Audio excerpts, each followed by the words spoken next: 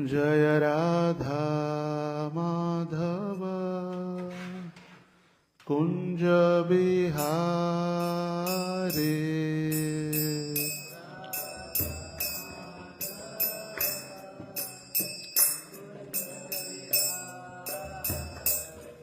जय राधा माधव कुंज बिहारी।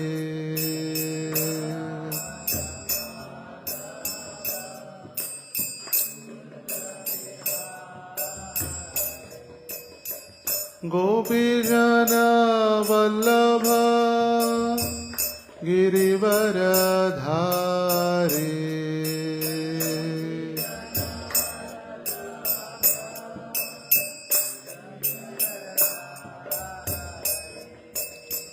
यशोदानंदन ब्रज जन रंजन।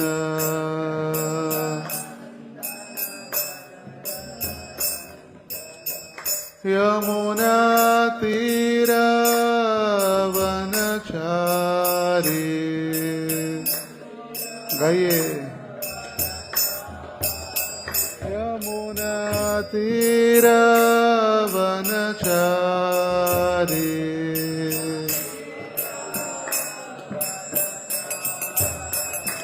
जय राधा माधव कुंज बिहारी।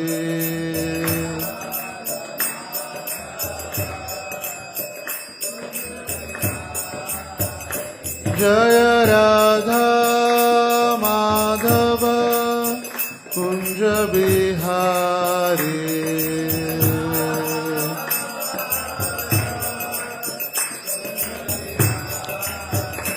जय राधा दामोदर राधा दामोदर राधे।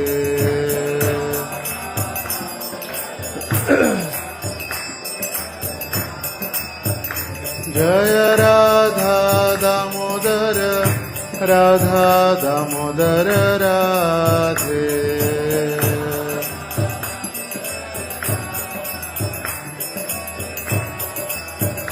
जय गौरनिताय गौरनिताय गौरनिताय जय गौरनिताय।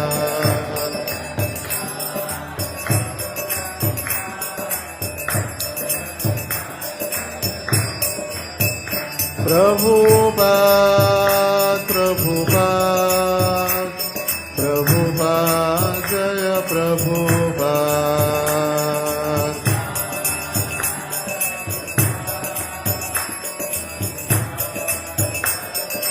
निताय गौर हरि बोल हरि बोल हरि बोल हरि बोल।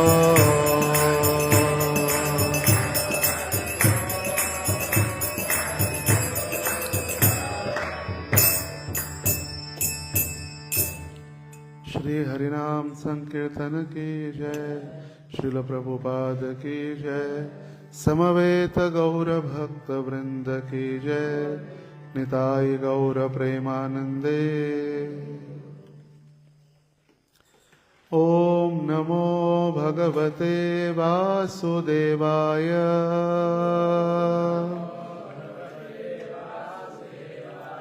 ओम नमो भगवते वासुदेवाय। ओम नमो भगवते वासुदेवाय। नारायणं नमस्कृत्यं नरं चैव नरोत्तमं देवीं सरस्वतीं व्यासं तथो जयम्बुधिरये। नष्टप्रायेषु अभद्रेषु नित्यं भागवत सेवया भगवते उत्तमश्लोके भक्तिर्भवति नैष्ठिकीम् कृष्णाय वासुदेवाय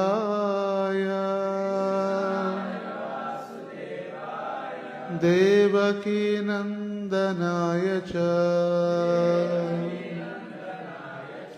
नन्दगोपकुमाराय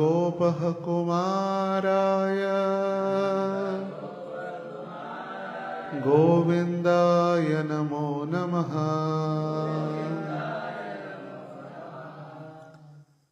हरे कृष्ण। हम आज पढ़ रहे ग्रंथराज श्रीमद् भागवतम स्कंद 10 अध्याय 10। अध्याय का शीर्षक है यमलार्जुन वृक्षों का उद्धार और श्लोक संख्या 1। कृपया मेरे पीछे दोहराइए। श्री राजोवाच, राजा ने आगे पूछा, कथ्यता, कृपया कहे, भगवन, हे परम शक्तिमान, एतत्, यह, तयो, उन दोनों के, शापस्य, शाप का, कारणम, कारण, यत, जो, तत्, वह, विगर्हितम, निंदनीय, कर्म, कर्म, येन, जिससे, वा, अथवा, देवर्षे, देवर्षे तमः। श्री नारद मुनि इतने क्रुद्ध हो उठे। कृपया मेरे पीछे दोहराइए। श्री राजोवाच, कथ्यतां भगवन्नेतत्तयो शापस्य कारणं यत्तत् विगर्हितं कर्म येन वा देवर्षेस्तमः। कथ्यतां भगवन् एतत् यो शापस्य कारणम् एतत् विगर्हितं कर्म येन वा देवर्षेस्तमः। श्रीराजोवाच, कथ्यतां भगवन्नेतत् यो शापस्य कारणम् एतत् विगर्हितं कर्म येन वा देवर्षेस्तमः।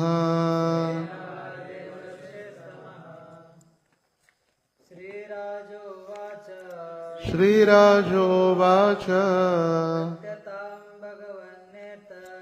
कथ्यतां भगवन्नेतत् यो शापस्य कारणम् विगर्हितं कर्म येन देवर्षेस्तमः।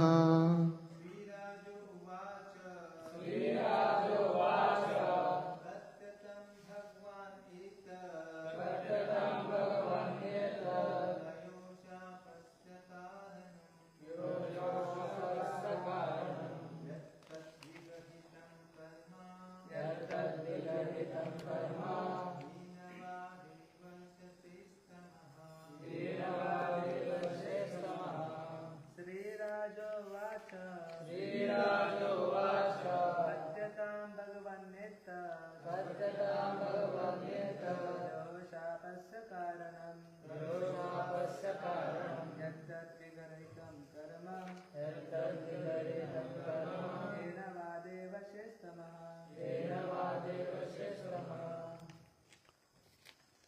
अनुवाद।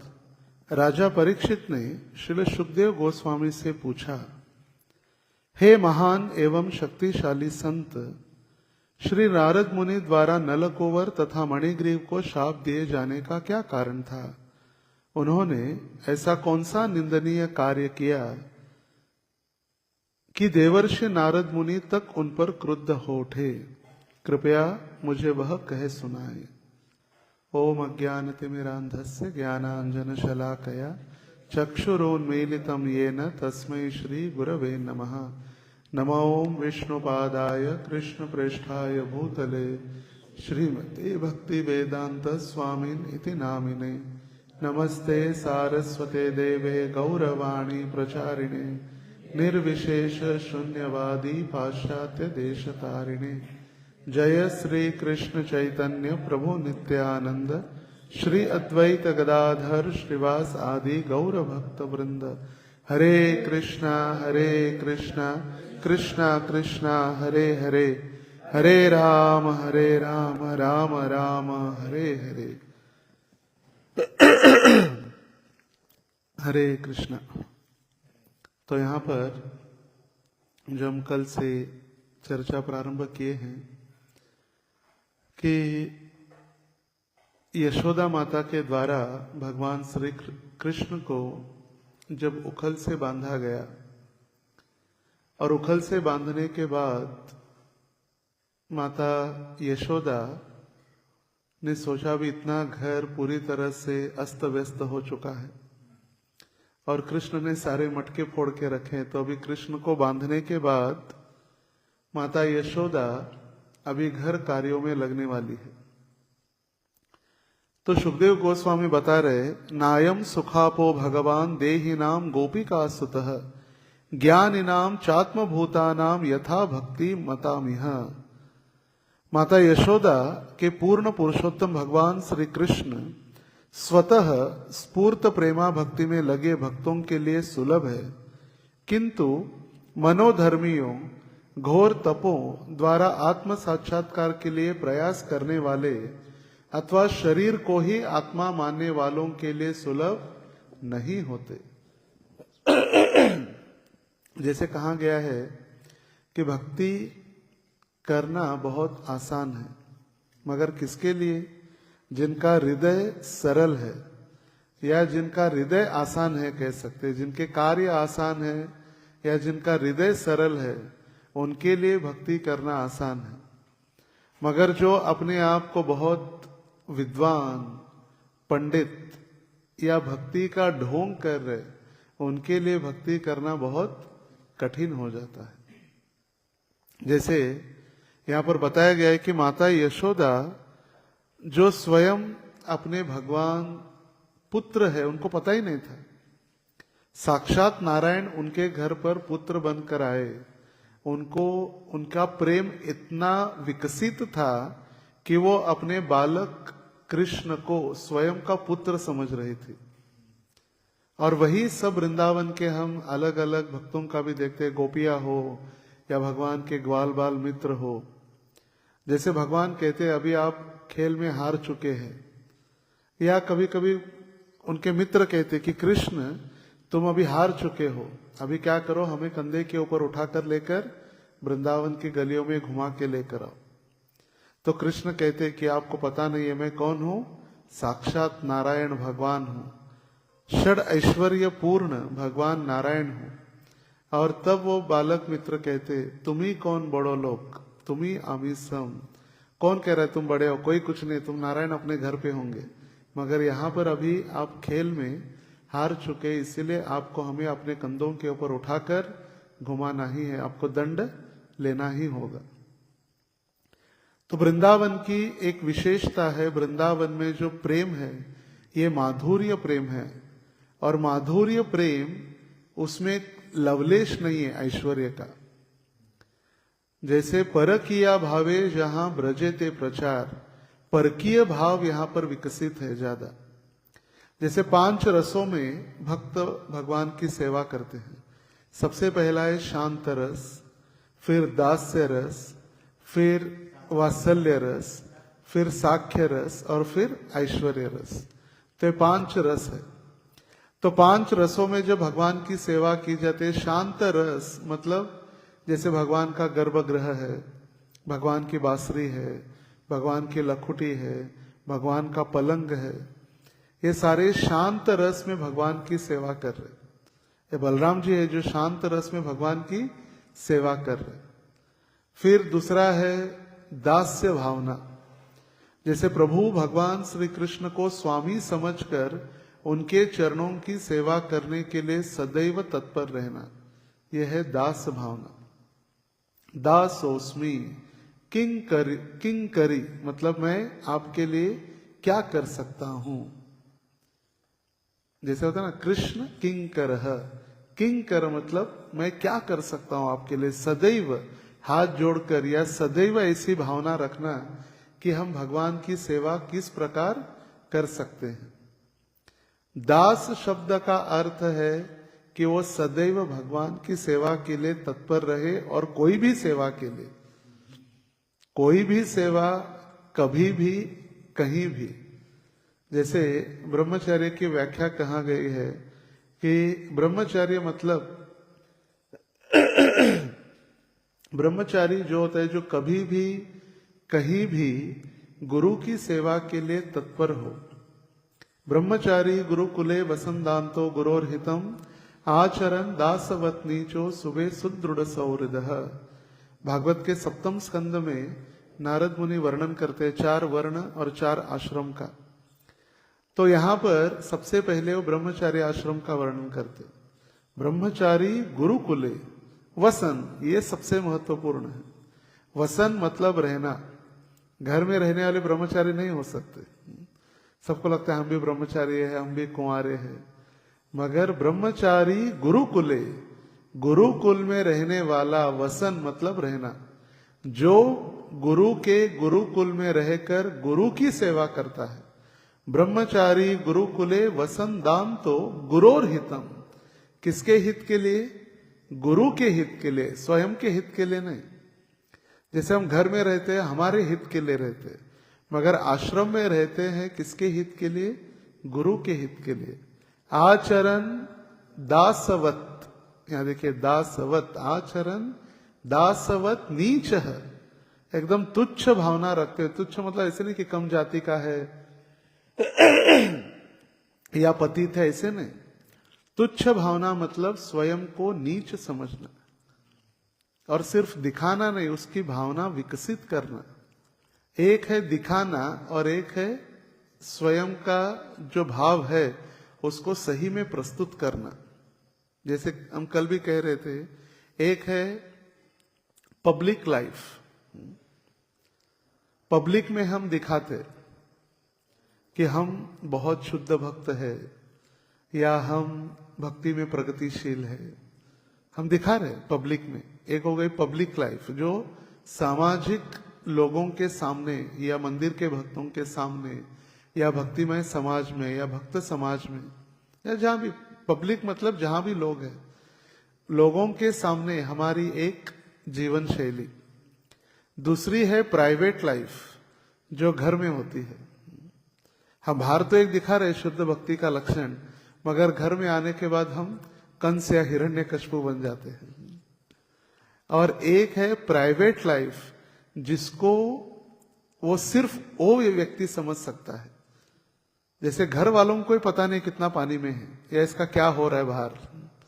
एक है पब्लिक लाइफ, एक है प्राइवेट लाइफ जो कौटुंबिक कुछ ही गिने चुने लोगों के अंदर, जैसे प्रिय मित्र है या कुटुंब के सदस्य है या गिने चुने लोगों के साथ प्राइवेट लाइफ। और तीसरी जो लाइफ है वो है सीक्रेट लाइफ।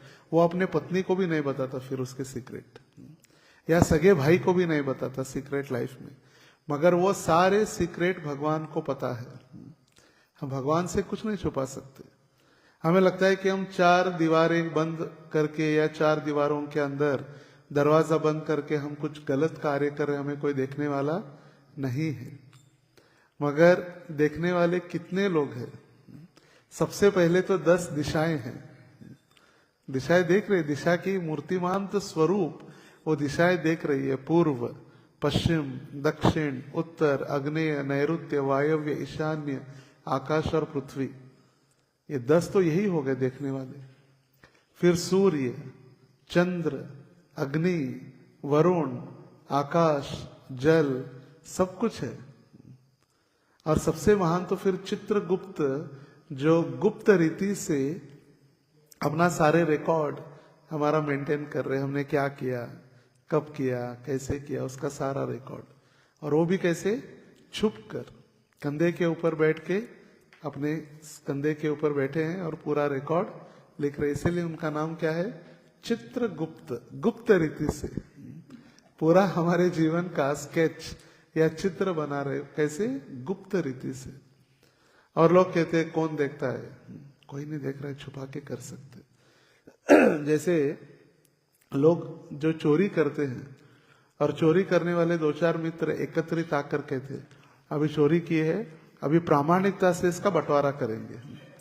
पहले चोरी करना है और फिर कहते हैं कि प्रामाणिकता से, एकदम प्रामाणिकता से, बिना झूठ बोले अभी उसका बंटवारा करेंगे। तो लोगों को लगता है कि हमें देखने वाला कोई नहीं है, जो भी हम पाप कर रहे हैं या गलत कार्य कर रहे हैं, किसने देखा है। भौतिक संसार में लोगों की यही बुद्धि होती है। यावम जीवेत सुखम जीवेत ऋणम कृत्वा घृतम पिबेत भस्मीभूतस्य देहस्य कुतः पुनरागमनो भवेत। चार्वाक मुनि हो गए, और वो चार्वाक मुनि कहते हैं कि यावम जीवेत सुखम जीवेत, हमें जो भी खाना है तो कैसे खाना है, आनंद से जीना है। सुखम जीवेत, एकदम सुख से, और खाना है तो घी पीकर। ऋणम कृत्वा घृतम पिबेत, अगर ऋण निकालो, पैसा नहीं तो क्या करो, लोन ले लो। आजकल देखिए सभी EMI, gate loan, home loan, car loan, building loan, education loan चलते रहता है। Gate loan in 10 minutes, gate loan in 1 minute, get on EMI। तो ये सारे लेकर क्या करो, फिर अपना कर्जा भरते बस, कर्जा और लोन उसको ही चुकाते रहो। पहले एक वैदिक सब, पहले के पुराने जमाने में चक्रवाड़ ब्याज होता था, चक्रवाड़। तो चक्रवाड़ मतलब अगर आपने 1 लाख किसी से लोन लिया है तो उसका अगर 10,000 इंटरेस्ट है और आपने इंटरेस्ट 10,000 नहीं दिया तो 1,10,000 के ऊपर इंटरेस्ट, फिर 1,10,000 का बढ़ के 1,20,000 का इंटरेस्ट, फिर 1,30,000 का इंटरेस्ट।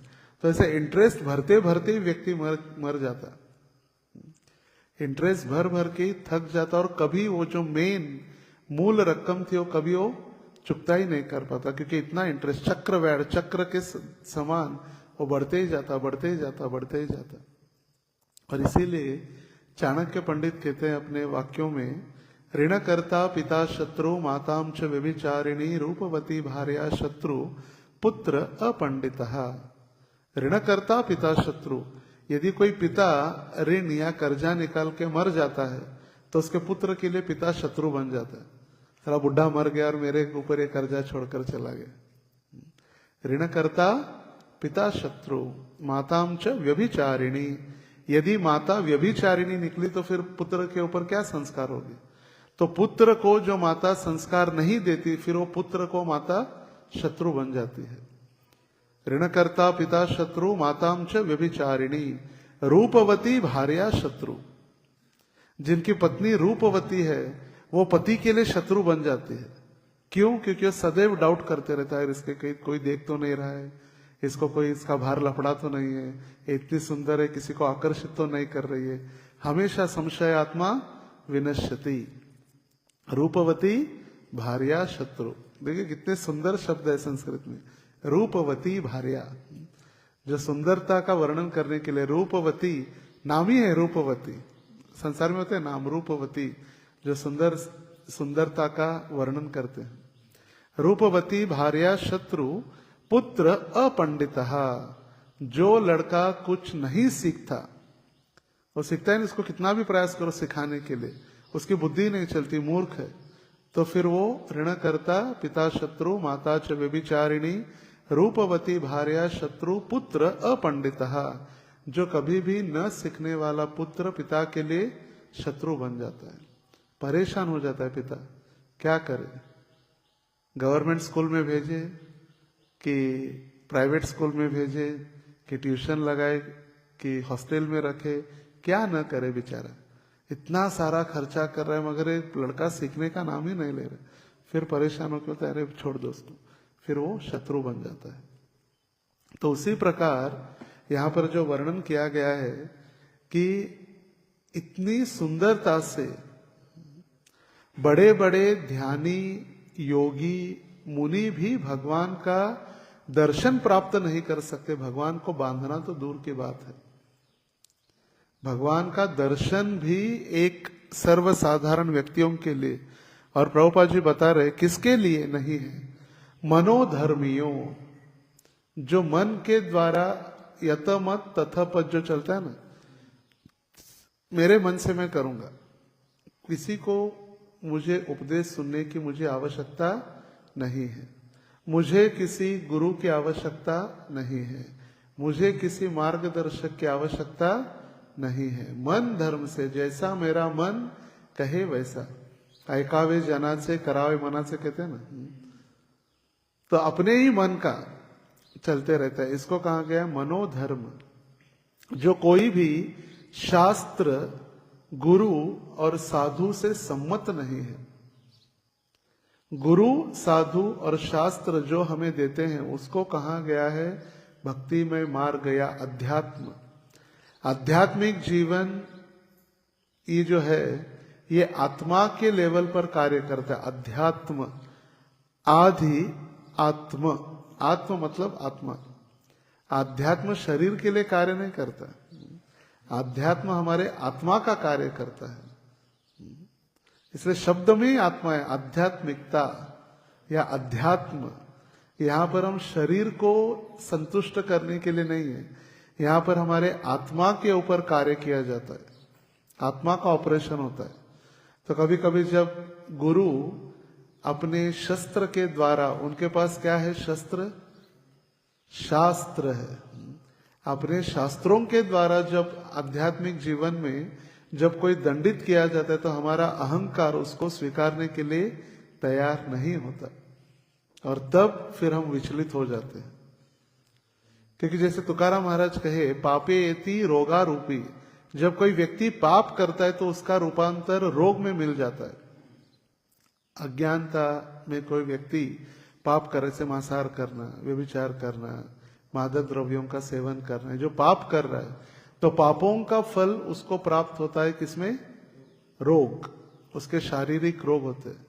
मगर जब कोई व्यक्ति अपराध करता है तो वो भक्ति से दूर चला जाता है। अपराध, राधा रानी से दूर लेकर जाने वाला है अपराध। एक है उपवास और एक है अपराध। उप मतलब नजदीक, वास मतलब रहना। उपवास के दिन सिर्फ खाने पीने की चिंता नहीं, उपवास का अर्थ ही है भगवान के निकटस्थ रहना। दिन भर जैसे चलते रहते ना, उपवास है तो क्या क्या खाएंगे, तैयारी चलती रहती है उपवास की, साबूदाना ये वो, सारा दिन भर उसका ही चिंतन रहता है, उपवास। मगर असलियत में उप मतलब नजदीक, वास मतलब रहना। भगवत आश्रय या भगवत चरणों में जितना नजदीक हम रह सके उतना प्रयास करना। तो इसलिए कल भी हम कह रहे थे, उपवास हमारे कार्यों से बढ़कर उपवास हमारे विचारों का होना चाहिए। जो हमारे विचार है उसका उपवास, मतलब जो उपवास हमारे जो गलत व्यवहार, गलत आचार, गलत वाणी और गलत मन में जो आचरण है, चिंतन है, उसका उपवास। तो ये व्रत है उपवास, मतलब भगवान के निकटस्थ, नजदीक रहना। तो जो मन ही अपने, जैसे शास्त्रों में वर्णन किया गया है, श्रुति स्मृति पुराणादि पंचरात्रिम विधिम विना एकांतिकी हरेर भक्ति उत्पाते वही कल्पते। श्रुति स्मृति जो ग्रंथ है, उपनिषद पुराण, ये अलग अलग ग्रंथ है। श्रुति मतलब साधु संतों ने अपने आचार्यों से या अपने वरिष्ठों से सुनकर उसको जो लिखा है, श्रुति स्मृति पुराण आदि। या भगवान के वचन है अपौरुषेय, वो छोड़कर श्रुति स्मृति पुराण आदि पंचरात्रिम विधिम विना, कोई पंचरात्र नहीं, कोई विधि नहीं, कुछ नहीं, एकांतिकी हरेर भक्ति उत्पात वही कल्पते। अगर कोई व्यक्ति सोचता है मैं अकेला भक्ति करूंगा तो फिर क्या होगा? उत्पात एव ही कल्पते, उत्पात हो जाता है। जैसे एक गुरु चातुर्मास की यात्रा में जा रहे थे और गुरुजी ने कहा आश्रम में रहो, ध्यान दो आश्रम का और थोड़ा अच्छे से ध्यान ख्याल रखना आश्रम का, मैं यात्रा से आता हूं। तो जब गुरु गए तो उसने देखा कि आश्रम में एक चूहा बहुत परेशान कर रहा है। आश्रम में एक चूहा बहुत परेशान कर रहा है। तो फिर चूहा वो परेशान, इसने सोचा भी चूहा को कैसे भगाया जाए, तो उसने एक बिल्ली लेकर आ गया चूहे को भगाने के लिए। तो बिल्ली लेकर आया तो बिल्ली 2-3 दिन के बाद जोर जोर से रोने लगी, चिल्लाने लगी। दूध नहीं, कुछ नहीं, खाने पीने की तो बिल्ली तो रोएगी। फिर उसने पूछा बिल्ली चिल्ला क्यों रही, तो उसको किसी ने कहा कि उसको खाने पीने के लिए दूध तो पिलाओ। तो फिर वो गाय लेकर आया, किसके लिए? बिल्ली को दूध पिलाने के लिए। फिर गाय की सेवा करने के लिए कोई नहीं, अकेला मैं क्या क्या करूं, तो एक माताजी को लेकर उसने विवाह किया, चलो हम दोनों मिलकर फिर गाय की सेवा करते हैं। तो फिर जब गुरुजी आए तो आश्रम तो है नहीं, घर गृहस्थी, आश्रम में साड़ियां कपड़े दिख रहे, बोले आश्रम का है। बोले फिर क्या हो गया? बोले नहीं गुरुजी, और क्या था ना कि मैं गाय सेवा करूं। बोले क्यों? बोले बिल्ली को दूध पिलाने के लिए। बोले क्यों? चूहा भगाने के लिए। एकांति की हरेर भक्ति उत्पात वही कल्पते। श्री श्री राधा दामोदर की। तो उत्पात इसको ही कहते हैं। जैसे एक साधु के पास एक सबसे पहले चूहा गया था और चूहे ने कहा मुझे चौराहे पर बिल्ली, ये गलियों में जो बिल्लियां हैं वो मुझे बहुत परेशान करती है, मुझे बिल्ली बनाओ।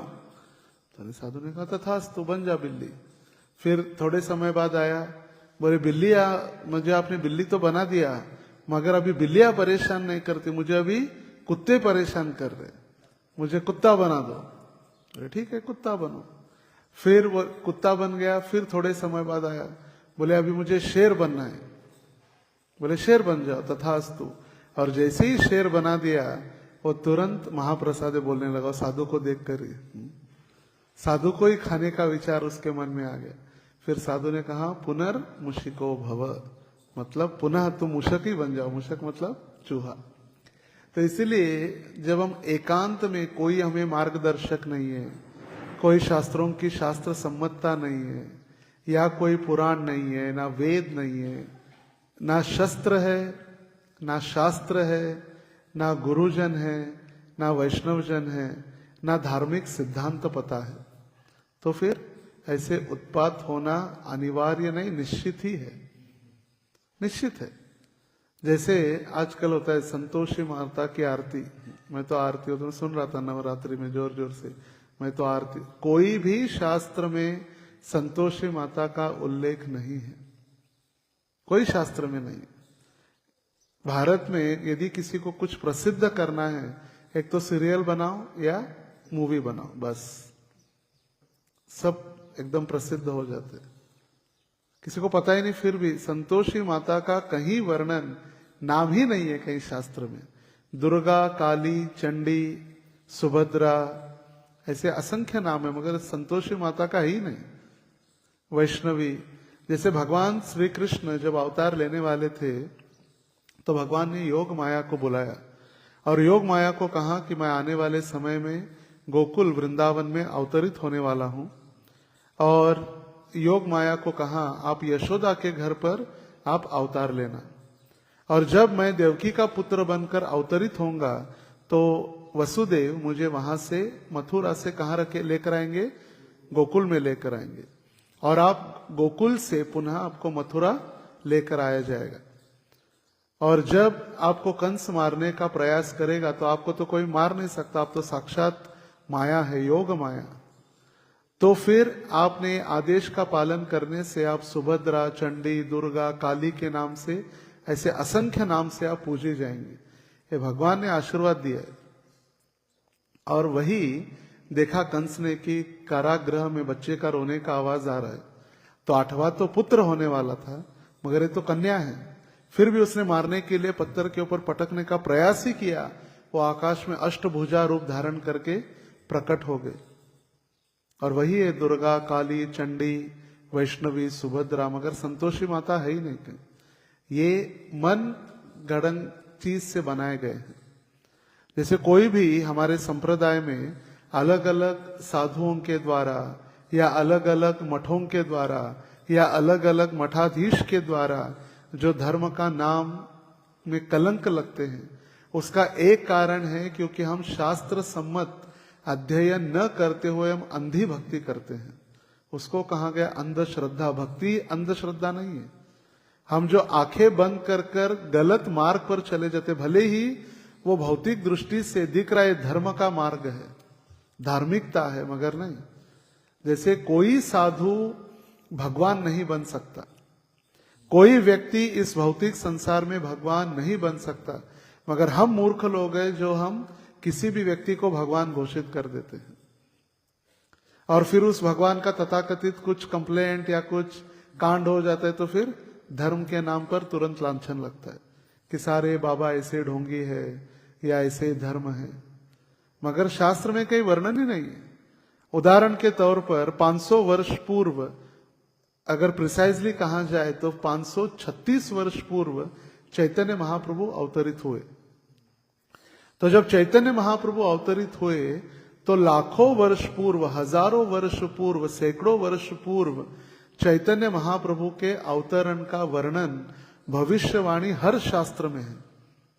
चैतन्य महाप्रभु के भगवत कतिपय शास्त्रीय प्रमाण एक ग्रंथ है, और उस ग्रंथ में पद्म पुराण, स्कंद पुराण, श्रीमद् भागवत, ऐसे असंख्य कठोपनिषद, असंख्य शास्त्रों में चैतन्य महाप्रभु का वर्णन बताया गया है कि कैसे चैतन्य महाप्रभु अवतरित होंगे, अवतरित होने के बाद उनका रंग कैसा होगा, कहाँ अवतरित होंगे, अवतार लेने के बाद क्या करेंगे, उनके माता पिता कौन होगा, सारा वर्णन है।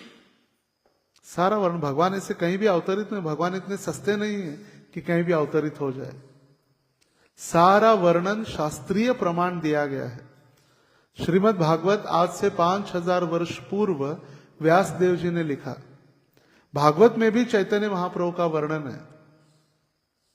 यज्ञ संकीर्तन प्राये कृष्ण वर्ण त्विषा अकृष्ण सांगोपांगास्त्र पार्षदम। चैतन्य महाप्रभु कैसे अवतरित होंगे? भगवान अवतरित होंगे, कृष्ण स्वयं अवतरित होंगे, मगर उनका रंग कृष्ण जैसे नहीं होगा। त्विषा अकृष्ण। अगर कृष्ण काले थे तो अभी ये कैसे अवतरित होंगे? अपोजिट क्या है? गोरा। गोरे कृष्ण अवतरित होंगे, इसलिए गौर कृष्ण। क्या करेंगे? संकीर्तन यज्ञ का प्रचार करेंगे। जैसे विष्णु सहस्त्र नाम हम हर रोज सुनते, विष्णु सहस्त्र नाम, विष्णु सहस्त्र नाम में भी चैतन्य महाप्रभु का वर्णन है। हेमांग वरांगश चंदनांगदी। भगवान ऐसे अवतार लिए हैं, उनका पूरा वर्ण सोनेरी रंग का होगा। कहाँ है? विष्णु सहस्त्र नाम में। फिर मीराबाई कहते, मेरे तो गिरधर गोपाल दूसरो न कोई। जिस गिरधर गोपाल से विवाह किया मीराबाई ने और उनके लिए वो न्योछावर हो गई, वो मीराबाई भी कहती है कि आने वाले समय में ये जो मोर मुकुट पंखधारी या पीतांबरधारी कौपीन कटी धारण करके ये सन्यास लेंगे, यही गिरधर गोपाल है। देखिए, शास्त्रों में हर जगह पर प्रणाम या हर जगह पर पद्धति के साथ सिद्धांत प्रस्थापित किए गए हैं। राघव चैतन्य केशव चैतन्य, मंत्र दिला राम कृष्ण हरी, माझा विठ्ठलाचा कैसा प्रेम भाव, आपणची देव होय गुरु। चैतन्य महाप्रभु ने तुकाराम महाराज को दीक्षा दी स्वप्न में। भगवान कहीं भी दीक्षा दे सकते, हमारे जैसे नहीं। हमारे स्वप्न में तो हम भगवान को क्या किसको देखते पता नहीं। और फिर किसको किसको देखे, फिर शारीरिक अलग अलग शरीर से गंदगी निकलती रहती है, आंख से, नाक से, कान से, फिर उसको धोने के लिए फिर स्नान करना पड़ता है। और तुकाराम महाराज कह रहे, माझा विठ्ठलाचा कैसा प्रेम भाव, मेरे विठ्ठल कितने दयालु है।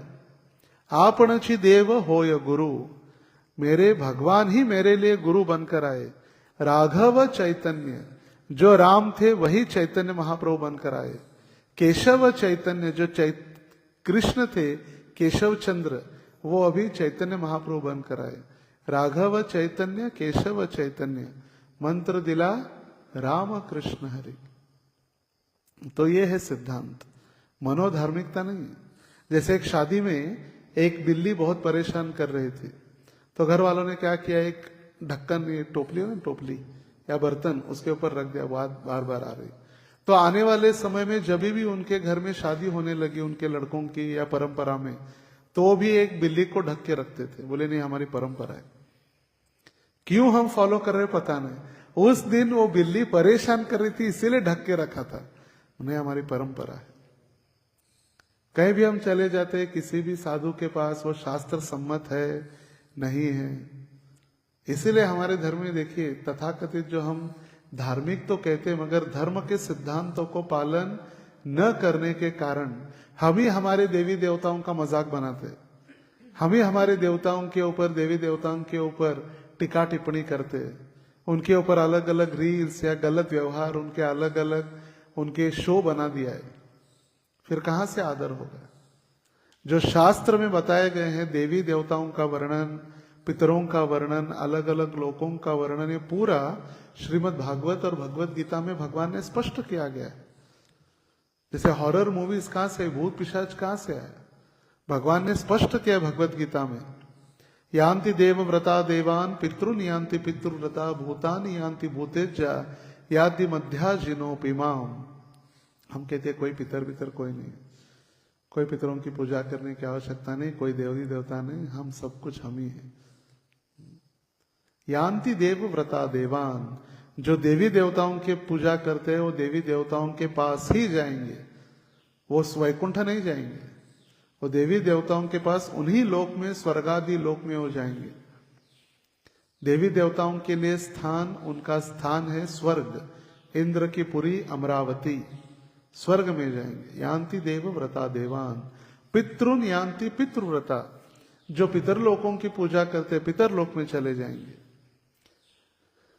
भूतानि यान्ति भूतेज्जा, जो भूत पिशाच की पूजा करते वो भूत पिशाच लोक योनि में ही प्राप्त होंगे। ऐसे नहीं भूत नहीं है, पिशाच नहीं है, हम एक्सेप्ट करें या न करें। जैसे बिल्ली आंख बंद करके दूध पीते, इसका मतलब नहीं कि उसको कोई नहीं देख रहा है। पीते दूध डोळे मिटूनी जात मांजराची, मनी चोरट्यांच्या कारे भीती चांदण्याची। बिल्ली क्या करती है, आंख बंद करके दूध पी रही, उसको मतलब कोई इसको देख नहीं रहा है। और सारा संसार, जैसे ऑस्ट्रिच पक्षी, एक ऑस्ट्रिच, उसके पीछे यदि कोई शिकार पड़ता है उसको पकड़ने के लिए, तो भाग भाग के भागते भागते जाता है। जब उसकी शक्ति क्षीण हो जाती है तो जमीन के अंदर मुंह डाल देता है, जमीन के अंदर, तो आंखें बंद हो जाती है, उसको लगता है मुझे कोई नहीं देख रहा है। ऑस्ट्रिच जो पक्षी है जमीन के अंदर मुंह डाल के खड़ा हो जाता है, उसको लगता है अभी जो कष्ट था वो नष्ट हो गया, कोई मेरे पीछे नहीं है, मगर प्राणी उसको पकड़ने वाले है।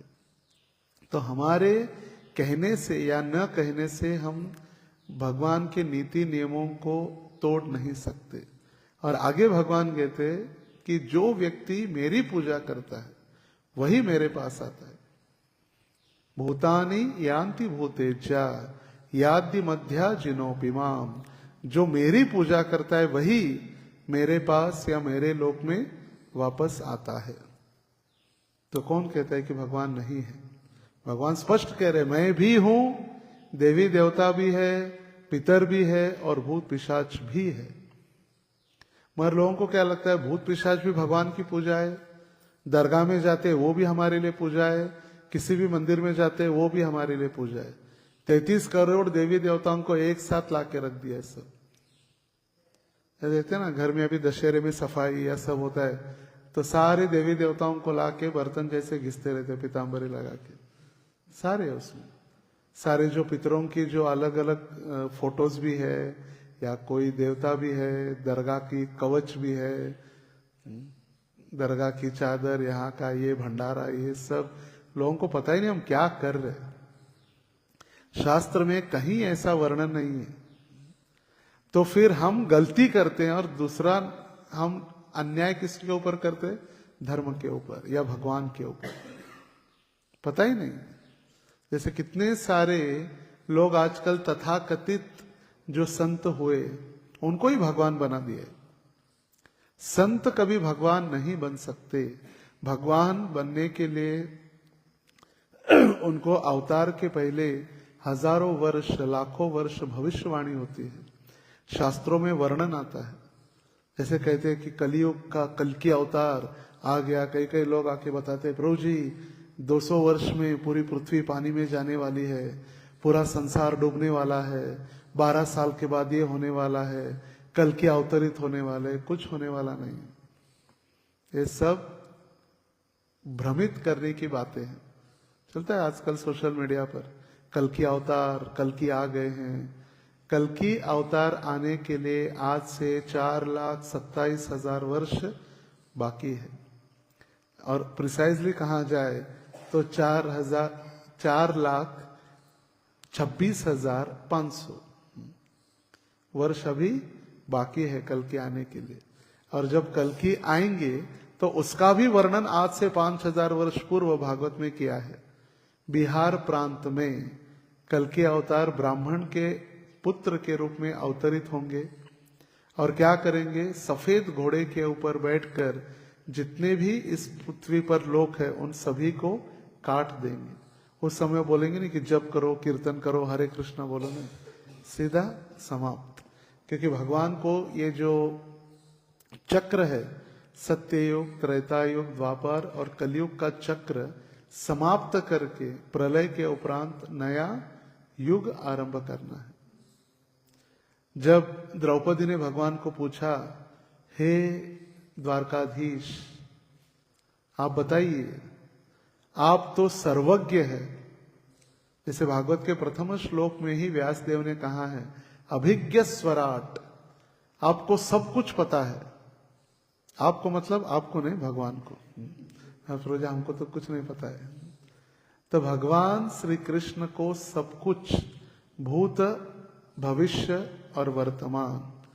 तो एक दिन जब द्रौपदी अकेली थी कृष्ण के साथ, तो कृष्ण को बहुत उन्होंने प्रार्थना की और कहा, इस महाभारत युद्ध का परिणाम क्या होगा बताइए। और भगवान ने उसी दिन भविष्यवाणी की थी, सिर्फ आप और 5 पांडव बचेंगे और पांडवों का उत्तराधिकारी एक उत्तरा के गर्भ में बचेगा, बस। और कोई भी इस रणभूमि में बचने वाला नहीं है। आपके पुत्रों के सहित सबकी मृत्यु निश्चित है। तो फिर द्रौपदी कहने लगी, इतने कठोर या इतने निष्ठुर क्यों हैं आप? तब भगवान ने कहा था कि मुझे द्वापार युग समाप्त करके कलयुग प्रारंभ करना है और बचेंगे सिर्फ 5 पांडव और द्रौपदी। और जो उत्तरा के गर्भ में जन्म लेगा उसको भी जल के पुनः उसको अवतरित होना होगा। जल कर मतलब जब अश्वत्थामा ने ब्रह्मास्त्र छोड़ दिया, वो ऐसी अग्नि थी, प्राय उनकी मृत्यु हो चुकी थी, मगर सिर्फ भगवान उनके रक्षण के लिए। बंद करा, बंद करा, बंद करा। जब भगवान उनके गर्भ के अंदर चले गए, एक अंगूठे के स्वरूप लेकर, इतना सा उत्तरा के गर्भ के अंदर प्रवेश किया। उनकी प्राय मृत्यु हो चुकी थी, उनको भगवान ने पुनर्जीवित किया। क्योंकि द्वापार युग का कोई भी व्यक्ति उस समय रहने वाला नहीं था। ये पूरा चक्र भगवान चला रहे थे, संतुष्ट, पूरा सभी को समाप्त करने का चक्र चल रहा था। Last leg of Dwapar, Dwapar का अंत चल रहा था सारा। फिर वो आए, भगवान उनके गर्भ के अंदर अंगूठे के रूप में प्रवेश करके उनका रक्षण किया। तो जब रक्षण किया, तो जब परीक्षित महाराज उत्तरा के गर्भ से जन्म लिए तो सदैव परीक्षण कर रहे थे। परीक्षण, ये व्यक्ति है क्या जिसने मेरा रक्षण किया, ये क्या, ये क्या। इसीलिए उनका नाम हुआ परीक्षित, जो सदैव परीक्षा कर रहे थे। और एक दूसरा अर्थ परीक्षित का, परह रक्षित इति परीक्षित। परह मतलब इस संसार के किसी व्यक्ति ने जिनका रक्षण नहीं किया, पर मतलब इस संसार से परे जिन्होंने जिसका रक्षण किया है वो है परीक्षित।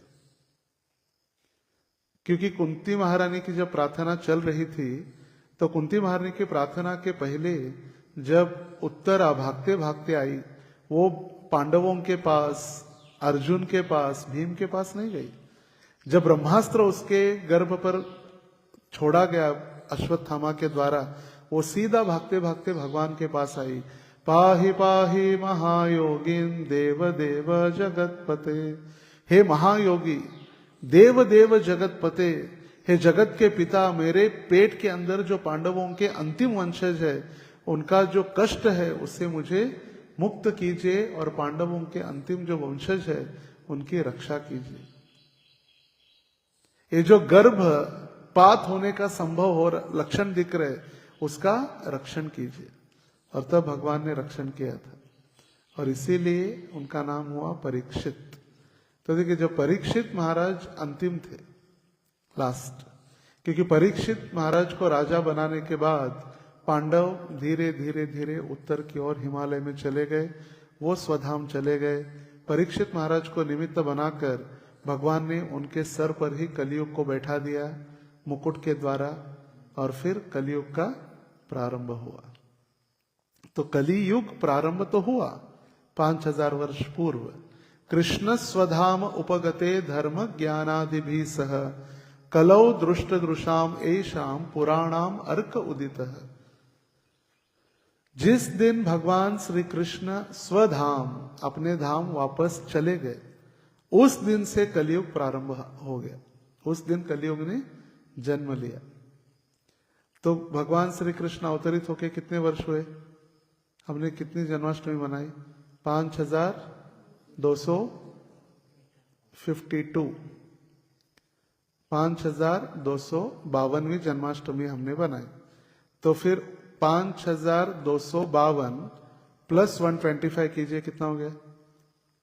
5252 प्लस 125, 5252 प्लस 125,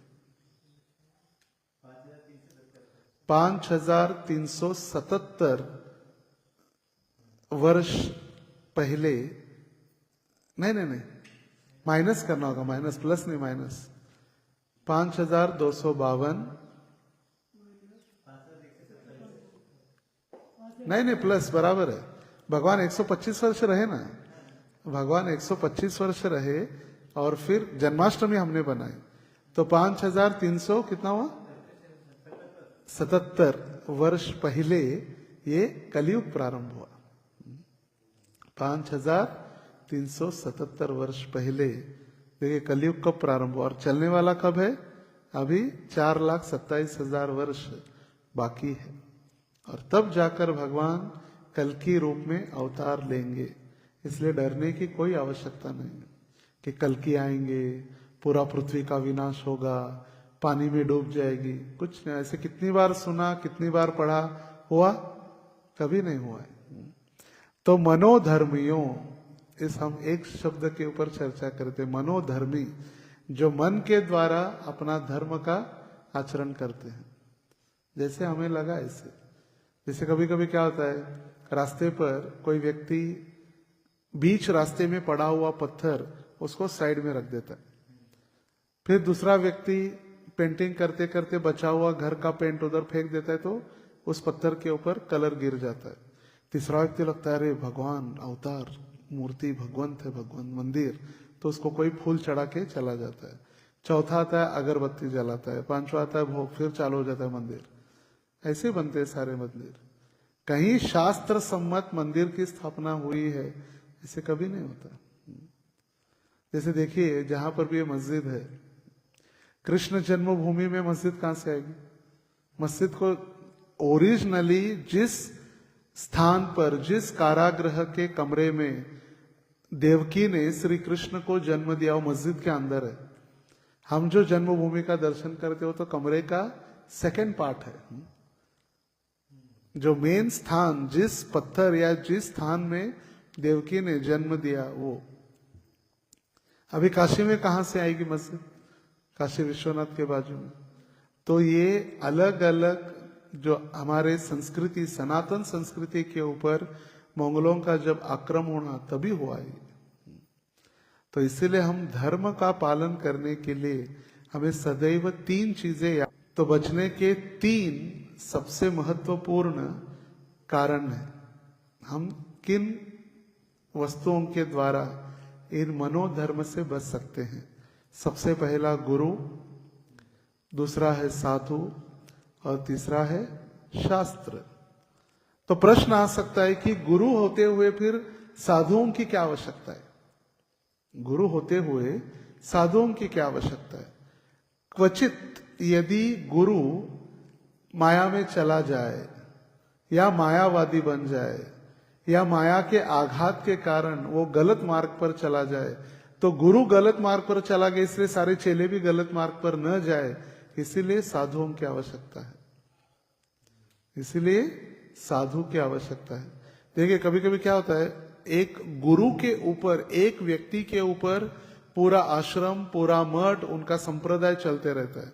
तो गुरु फॉल डाउन हो जाए तो सारे शिष्य भी समाप्त हो जाते हैं, सारा मठ ही बंद हो जाता है। इसीलिए गुरु कभी होता तो नहीं, मगर गलती से देखिए भगवान ने कितना एकदम परफेक्शन दिया है।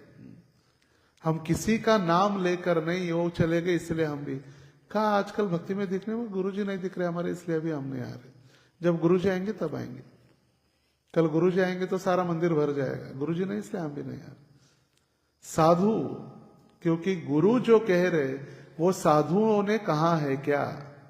साधु भी वही कह रहे क्या? अगर हम कह रहे कृष्ण भगवान है, गुरु ने कहा, साधु क्या कह रहे? साधु मतलब पृथ्वी के ऊपर जितने भी शास्त्र सम्मत पालन कर रहे वो भागवत व्यक्ति, भागवत या साधुओं को। यदि कोई कह रहा है कि गुरु कह रहा है ये भगवान है, साधु भी कह रहे भगवान है, चलो ठीक है, शास्त्र क्या कह रहे? शास्त्रों में इनका वर्णन है क्या? कोई भी कह सकता है कि मैं कृष्ण हूं, ठीक है भाई तू कृष्ण है, कहां से अवतार हुआ? शास्त्रों में कहीं है अवतार? बोले नहीं, शास्त्रों में शक्ति है, मेरा गुप्त अवतार है। बोले ठीक है, गुप्त अवतार है तो फिर कृष्ण ने अपनी 7 साल की आयु में गोवर्धन पर्वत उठाया था, उठा लो। जब भगवान श्री 6 दिन के थे तब हलाहल विष का पान किया था। क्षमा कीजिए, हलाहल नहीं, पूतना के द्वारा जो विष लगा कर आई थी पूतना,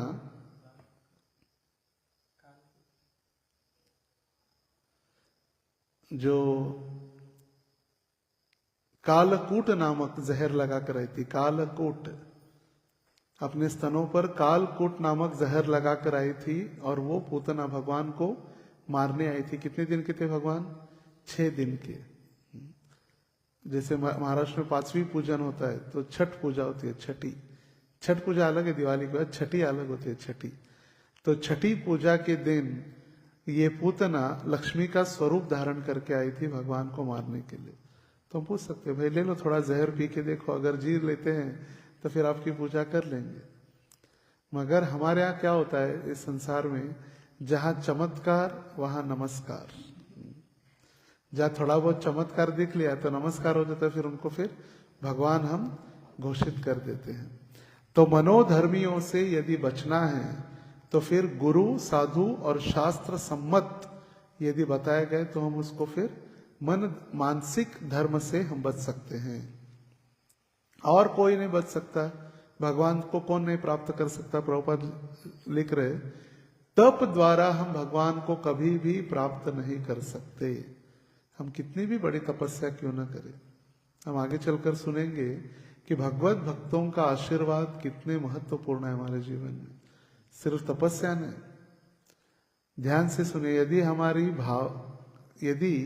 हमारी साधना हम कर रहे मगर साधना करते हुए यदि हमारी भावना यदि गलत है तो वो साधना हमारे हृदय में कामना उत्पन्न करती है।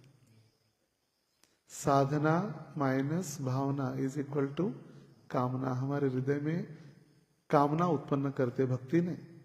हम साधना तो करे बैठ के हरे कृष्ण, मगर भावना क्या है, मैं देखो बिना सोए जप कर रहा हूं, मैं ही करता हूं 16, बाकी कोई नहीं है, सारे सो रहे, देखो मैं ही पंडित हूं, मुझे शास्त्रों का ज्ञान है, मैं श्लोक देखने की जरूरत नहीं है, मैं आराम से 700 श्लोक कंठस्थ है प्रभु जी, आपको आता 8-10 आते हैं, 700 में ब्लॉक के दिखा सकता हूं। मैं एक बार बैठ जाता हूं तो 16 माला एकदम एट वंस सिटिंग, हिलता नहीं मैं।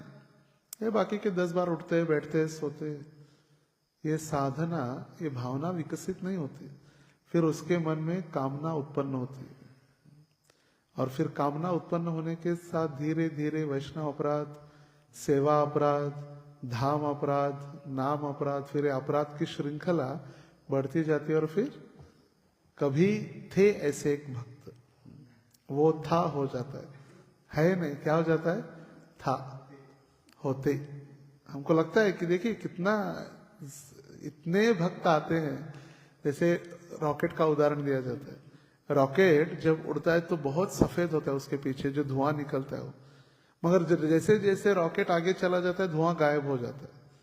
तो शुरुआत में एकदम रॉकेट की तरह भक्ति, फिर बाद में गायब।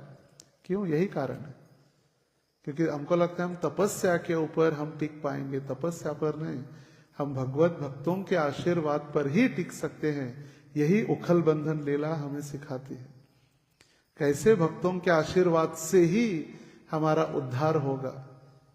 आज हम चर्चा करने वाले थे, मगर हमने एक ही श्लोक जिसका तात्पर्य भी नहीं है हम चर्चा कर रहे, क्यों नारद मुनि जैसे महान भक्त क्यों क्रुद्ध हुए, ये प्रश्न पूछा जा रहा है, और उसका उत्तर हम कल चर्चा करेंगे कि भगवत भक्तों के आशीर्वाद के बिना हमारी तपस्या हमें भगवत भक्ति नहीं दिला सकती। मानसिक या मनोबुद्धि के द्वारा, मनोधर्म के द्वारा हम भगवान को प्राप्त नहीं कर सकते, तपस्या के द्वारा हम भगवान को प्राप्त नहीं कर सकते। यदि तपस्या का उदाहरण देखा जाए, जैसे यदि कोई कहे कि मैं पानी में जाकर तपस्या कर रहा हूं प्रभु जी, 10 साल में पानी में रहकर आया हूं, तो मछलियां 50 साल से, उनको आत्म साक्षात्कार क्यों नहीं हुआ? मछलियों का तो जीवन ही उसमें चला गया, पानी।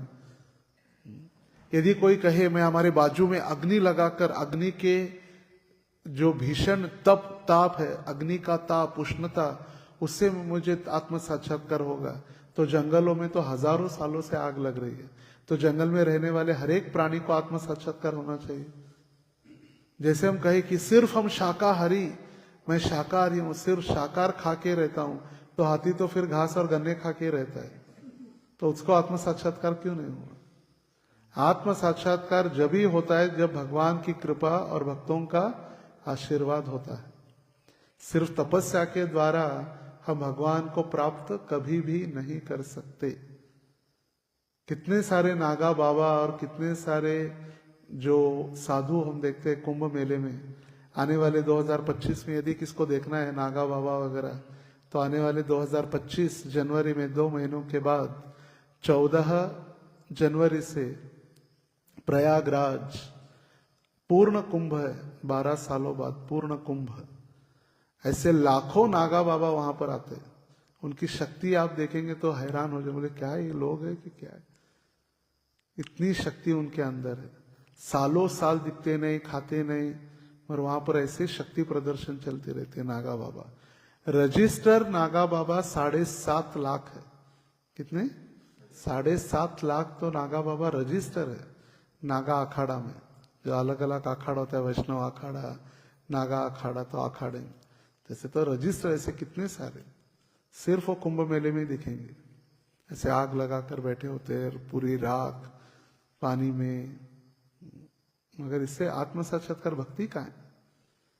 भक्ति भगवत भक्तों के आशीर्वाद से और भगवान की कृपा से ही। जैसे उखल बंधन लीला में हम देख रहे कि यशोदा माता 2 उंगली रस्सी कम पड़ रही थी। कितनी? 2 उंगली, हर बार 2 उंगली।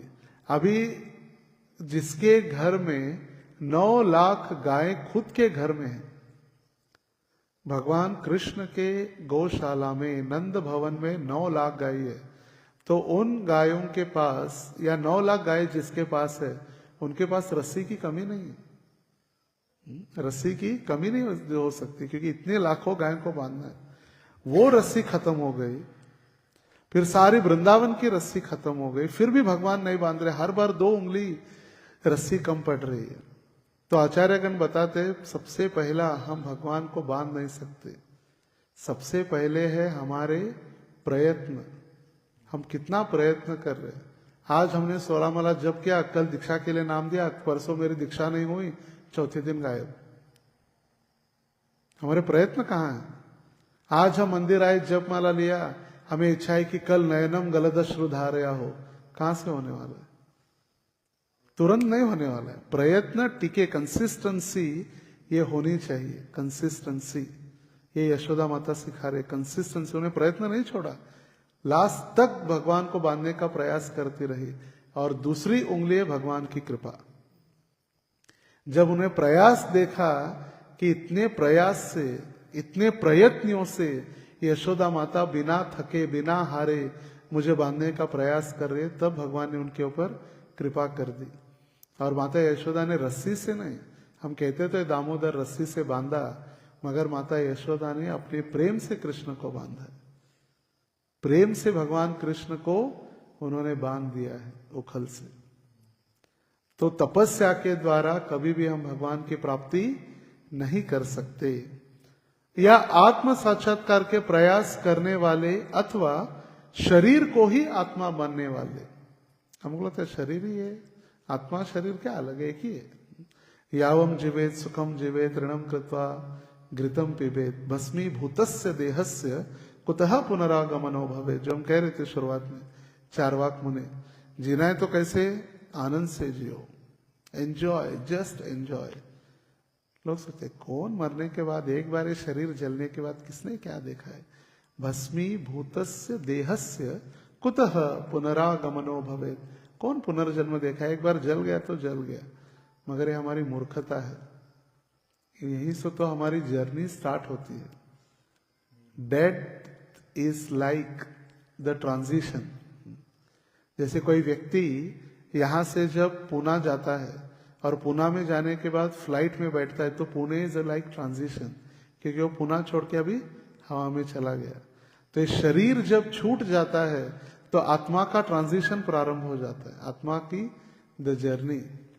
और इसलिए हम प्रार्थना करते कि ऐसे भक्त जो भगवान की सेवा में थे, उनके आने वाले आध्यात्मिक जीवन या आने वाले सफर के लिए हम सभी प्रार्थना करें। That never stop. जर्नी कभी रुकती नहीं, वहां से जर्नी आगे चालू ही रहती है। तो जो लोग सोच रहे कि हम सिर्फ आत्म साक्षात्कार करेंगे, भक्ति वगैरह में आत्मा का साक्षात्कार, जैसे भगवान भगवद गीता में कहे, ब्रह्मेति भगवान एति ब्रह्मेति परमात्मेति भगवान इति शब्दते। ब्रह्मेति परमात्मेति भगवान इति शब्दते। द 3 ये अलग अलग क्राइटेरिया या 3 स्टेप्स बताए गए। ब्रह्मेति मतलब ऐसे लोग जो सिर्फ भगवान की ब्रह्म ज्योति देखते, बस उनको लगता है उसके आगे कुछ नहीं, उनकी बुद्धि चलती नहीं आगे। ब्रह्म ज्योति भगवान का जो एफल्जेंस है, और भगवान के दिव्य शरीर से निकला हुआ जो प्रकाश है, वो प्रकाश ही सब कुछ है, उसके आगे कुछ नहीं है। जो मायावादी कहते हैं हमें क्या होना है? ब्रह्म निराकार, इस ब्रह्म ज्योति में हमें लीन होना है। उसके आगे उनकी बुद्धि चलती नहीं, हो गया ब्रह्मेति। और उसके आगे भी है परमात्मेति, भगवान हरेक के हृदय में परमात्मा स्वरूप स्थित है। तो योगी जन उस परमात्मा का दर्शन करने की अभिलाषा रखते हैं। मगर इसके आगे भी एक है, भगवान इति शब्दते। भगवान है जो साक्षात हमें दर्शन देने के लिए श्री विग्रह हो या गोलोक धाम के हो या स्वयं प्रकाशित भगवान भी है। तो इसीलिए उदाहरण दिया गया है, सूर्य प्रकाश, सूर्य लोक और सूर्य नारायण। 3 चीजें ध्यान से सुनिए। ब्रह्मेति का उदाहरण दिया है सूर्य प्रकाश। सूर्य है इसलिए सूर्य प्रकाश है ना, कि without sun there is sunlight. सूर्य उगता है तभी तो ये सारा प्रकाश है।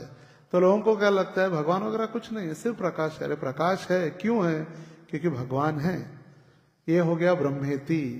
परमात्मेति मतलब जो परमात्मा जैसे हर एक जीव में भगवान उपस्थित है, ऐसे वो एक सूर्य लोक भी है। सूर्य लोक जहां पर लोग रहते हैं, सूर्य लोक एक ग्रह है, वो लोक है। और तीसरा भगवान इति शब्दते, जैसे भगवान नारायण है वैसे सूर्य नारायण उस लोक में है। सूर्य नारायण व्यक्ति भी है, सूर्य लोक भी है और सूर्य प्रकाश भी है। उसी प्रकार भगवान भी है। भगवान परमात्मा स्वरूप हर एक हृदय में है और वही भगवान प्रकाश के समान उनकी ब्रह्म ज्योति में भी उपस्थित है। मगर जो मायावादी लोग हैं उनको लगता है इसके आगे कुछ नहीं है। ब्रह्म सत्य जगत मिथ्या, नहीं थी नहीं थी नहीं थी, ये नहीं ये नहीं ये नहीं, सिर्फ वो नई नई का चक्र चलते रहता है। ब्रह्म ज्योति, सिर्फ वो ब्रह्म ज्योति में ही, ब्रह्म एफलजेंस में हमें विराजमान होना है। तो ये लोग भी कभी भगवान को प्राप्त नहीं कर सकते। आत्मा मानने वालों के लिए सुलभ नहीं होते। जैसे प्रभुपाद जी अनुवाद में बताया जा रहा है कि जो व्यक्ति सिर्फ प्रयास कर रहा है आत्म साक्षात्कार या अपने शरीर को ही आत्मा मानता है, ऐसे व्यक्ति को कभी भी भगवान की प्राप्ति नहीं होती। तो प्रभुपाद जी तात्पर्य में लिख रहे, माता यशोदा के पुत्र रूप में पूर्ण पुरुषोत्तम भगवान कृष्ण भक्तों के लिए सरलता से उपलब्ध होते हैं। किसके लिए? जो कृष्ण की भक्ति कर रहे। किंतु तपस्वियों, योगियों, ज्ञानियों तथा देहात्म बुद्धि वालों के लिए नहीं होते।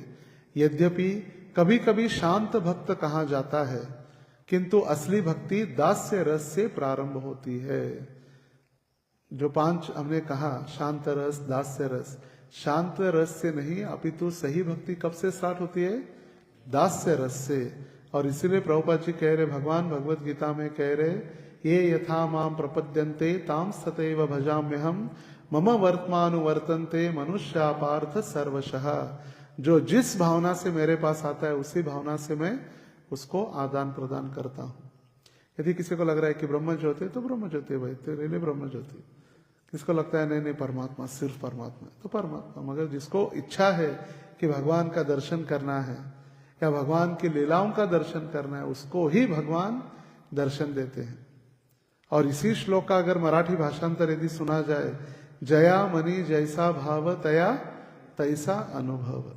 जिसके मन में जो भावना है उसको वही दिखता है। जैसे प्रभुपाद जी कहे, Vrindavan is the place where Radha and Krishna still resides. जो आज भी राधा और कृष्ण की लीलाएं वहां होती है। वृंदावन रम्य स्थान दिव्य चिंतामणि धाम। हर रास्ते पर हीरे माणिक मोती लगे हुए हैं।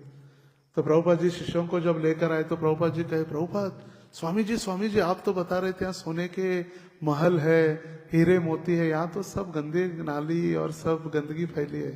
प्रभुपाद जी कहे कि जिसकी दृष्टि है वैसे उसको दर्शन हो रहा है। I am saying Krishna everywhere. मैं कृष्ण को हर स्थान में देख रहा हूं, आपको क्यों नहीं देख रहा? कि आपकी दृष्टि गलत है। जैसे संसार को देखने के लिए जिसके आंखों में मोतिया बिंदु है उसको दिखता नहीं है।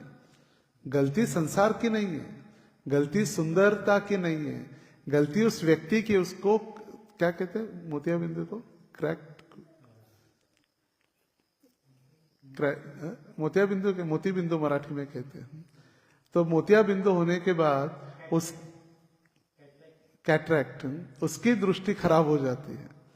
तो उसी प्रकार भगवान आज भी दर्शन देने के लिए तैयार है, अपनी लीलाओं में सम्मिलित करने के लिए तैयार है। मगर हमारी इच्छा नहीं तो उसके क्या कर सकते?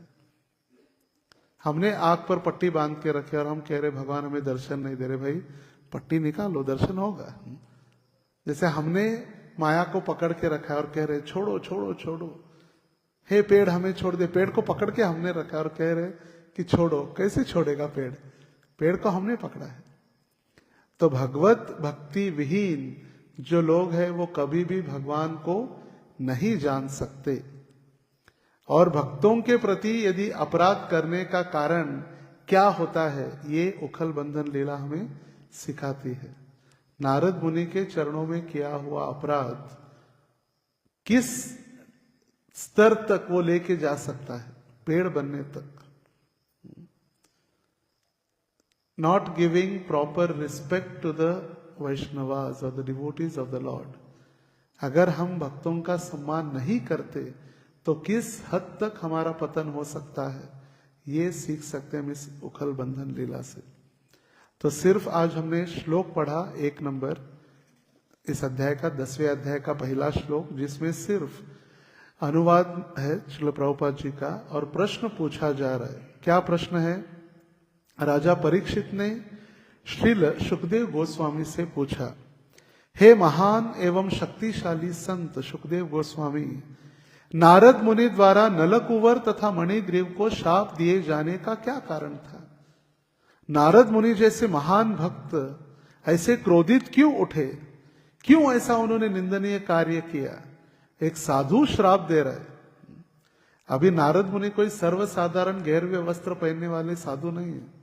उनकी जीवनी देखेंगे हम कल, कितने भक्तों का उन्होंने उद्धार किया है। ग्रंथराज श्रीमद् भागवतम में जितने भी महाजन भक्तों का वर्णन है, उनके सभी के गुरु नारद मुनि ही हैं। तो ऐसे नारद मुनि को क्यों गुस्सा आया, क्यों क्रुद्ध हुए, क्यों उन्होंने श्राप दिया, क्यों उन्होंने निंदनीय कार्य किया, इसका उत्तर सुखदेव गोस्वामी दे रहे। और वो हम कल रविवार की प्रातःकालीन भागवत कक्षा में हम सुनेंगे। क्यों श्राप दिया? ये कितनी गूढ़ रहस्यमय ये लीला है। हम तो सुनते थे बाधा यशोदा ने रो रे कृष्ण हो गया। सिर्फ एक प्रश्न के उत्तर क्यों श्राप दिया, इसका पूरा वर्णन, साधुओं के प्रति किए गए अपराध वो कैसे होते हैं, किस प्रकार का अपराध किया, वो अपराध करने का पीछे कारण क्या था, उनकी मानसिकता क्या थी, वो कहाँ थे, किसके किसके प्रति उन्होंने अपराध किया, इसका सारा वर्णन सुखदेव गोस्वामी कल के श्लोक में करेंगे। 2 श्लोकों में, श्लोक संख्या 2 और 3, इसमें वे बताएंगे कि क्यों उन्होंने अपराध किया। तो कल हम इसका पुनः चिंतन और श्रवण करेंगे और उसके ऊपर आगे चर्चा करेंगे। हरे कृष्णा कृष्णा कृष्णा हरे हरे, हरे राम राम राम हरे हरे। बहुत बहुत धन्यवाद। श्रील प्रभुपाद की, ग्रंथराज श्रीमद् भागवतम की जय, दामोदर लीला की जय, निताई